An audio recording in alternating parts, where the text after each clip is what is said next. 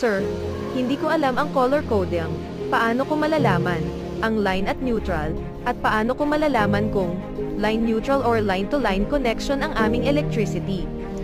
Sa mga syudad, halimbawa sa Manila, ang kadalasang linya ng kuryente ay line-to-line.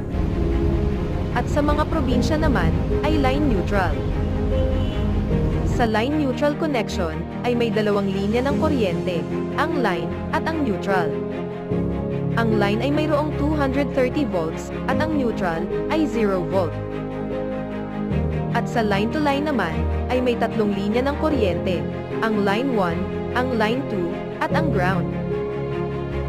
Sa line 1, ay mayroong 115 volts, at sa line 2, ay mayroon ding 115 volts, at sa ground, ay 0 volt. Ito ang pagkakaiba ng line neutral connection